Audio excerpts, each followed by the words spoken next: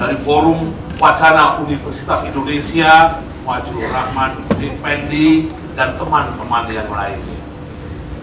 Oke, nah sekarang telah hadir di antara kita penulis buku yang pernah kita rekomendasikan juga, yaitu Mengutamakan Rakyat. Mari kita sambut yang meriah, Mayor Jenderal TNI Saurid Kadi.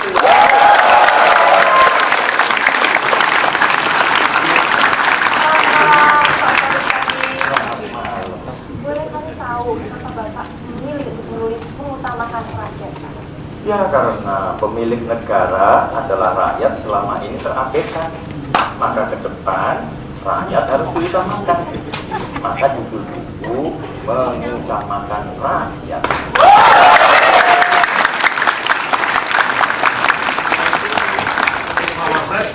Pak Wapres juga sedang membaca catatan atau itu karya Mengutamakan Rakyatnya Pak Saurid kan? Saya sedang memperhatikan berita ini, Pak Presiden. Ini juga protes karena mengutamakan rakyat. Oh.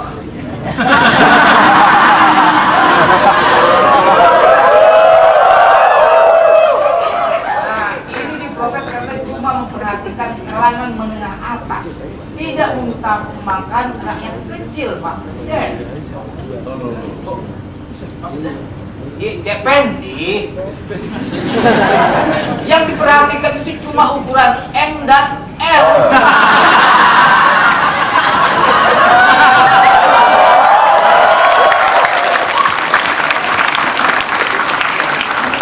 Ukuran yang lebih kecil S tidak diperhatikan. Itu rakyat kecil kalau S itu ya. Itu maksudnya loh. Iya. Mas Saurid Kadi, ini pertanyaan yang lebih penting adalah buku ini sebetulnya mau ditujukan kepada siapa? Kepada siapapun yang ingin mencalonkan jadi presiden.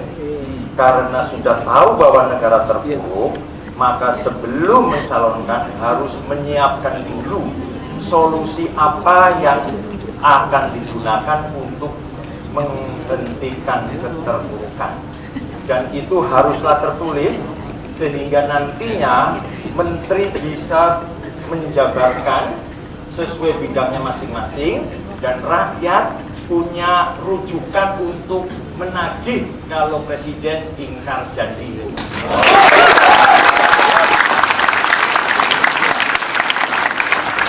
Tentunya teman-teman mahasiswa dan pemirsa ingin tahu langkah-langkah apa saja, beberapa langkah utama yang Anda usulkan kepada siapapun yang akan menjadi calon ataupun presiden di negara ini. Oh ya, di buku ini sudah saya jelaskan kalau dalam bahasa yang sederhana adalah Indonesia Corporate Restructuring. Artinya negara ini harus ditata kembali agar siap untuk menghadapi globalisasi. Karena mengelola negara itu sesungguhnya tidak sulit-sulit amat ketika tahu caranya. Kalau bicara globalisasi, tak ubahnya itu seperti perlombaan Formula 1. Di sana butuh 3 faktor. Pertama adalah kendaraan.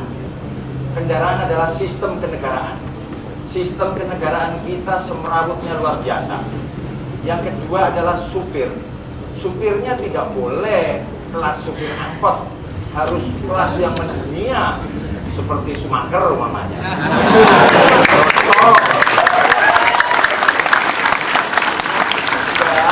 Adalah kru yang cekatan.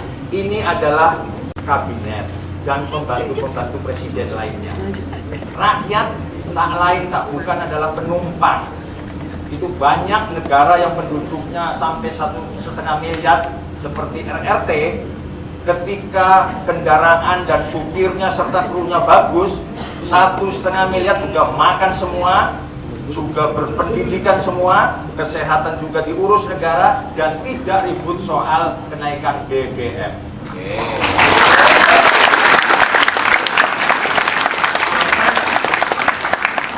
Wapres kok baca lagi ada masalah.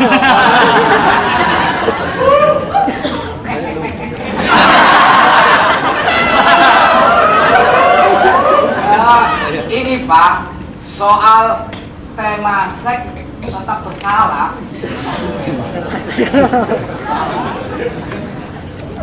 Masih masalah. Iya.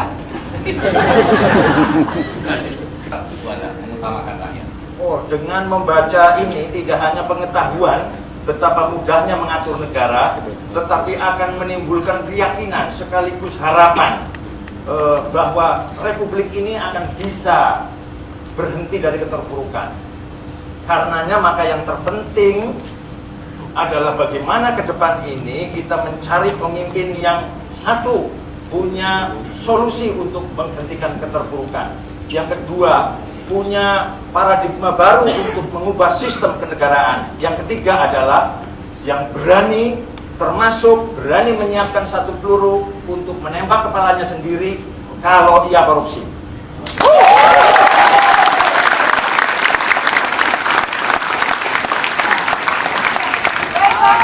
Begini Pak Saurip tadi, sebentar nih Olga ya. Iya, silakan kalau Saya yakin buku Bapak itu ada benarnya. Saya menemukan fakta bagaimana itu rakyat yang kurang diperhatikan sedang menunggu berobat gratis. Tolong ditampilkan gambarnya.